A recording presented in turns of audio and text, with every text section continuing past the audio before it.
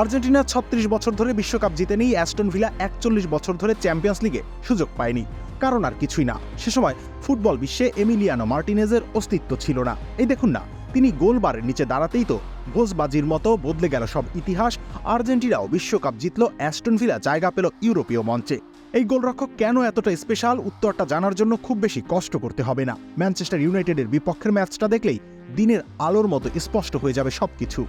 চীনের মহাপ্রাচীর গোলে হয়তো শত্রু সেনা ঢুকে পড়বে, কিন্তু তাকে ফাঁকি দেয়া প্রায় অসম্ভব। ৫ মিনিটের সময় মার্কাস রাশফোর্ডের শট থামানোর মধ্য দিয়ে শুরু হয় এই আর্জেন্টাইনের ব্যস্ত সময়। স্বদেশী আলেহান্দ্রো গার্নাচোর প্রচেষ্টা যেভাবে রুখে দিয়েছেন, তাতে মনে হবে তার বুঝি চুম্বক আছে।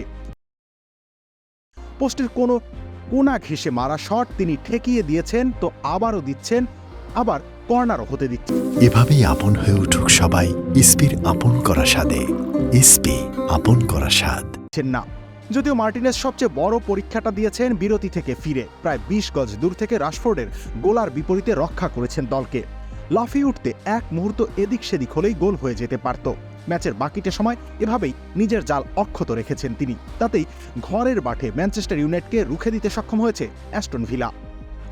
দিন দুয়েক আগে বায়ার্ন মিউনিখের বিপক্ষে ইংলিশ লায়ন্সরা তৈরি করেছিল ইতিহাস। সেদিনও একচ্ছত্র আধিপত্য দেখিয়েছেন বর্তমান গোল্ডেন গ্লাভস জয়ী Harry Kane, Jamal Musiala, Michael অলিসের মতো তারকা সমৃদ্ধ আক্রমণভাগ তার সামনে হয়ে গিয়েছিল নিষ্ক্রিয়। অ্যাস্টন ভিলা এখনও প্রিমিয়ার লিগ কিংবা চ্যাম্পিয়ন্স লিগ জয়ের দাবিদার হতে পারেনি, তবে এমি মার্টিনেজ যে জেদ আর দৃঢ়তা দেখাচ্ছে, তাতে মনে হচ্ছে শীঘ্রই দলটা পরাশক্তিতে রূপ নিবে। তিনি বাধ্য করবেন নিজের পারফরমেন্স দিয়ে, তবে দলের বাকিদের, বিশেষ করে ফরওয়ার্ড লাইনকে আর একটু বোধহয় শক্তিশালী করতে হবে। রবিউল ইসলাম রনি, খেলা ৭১।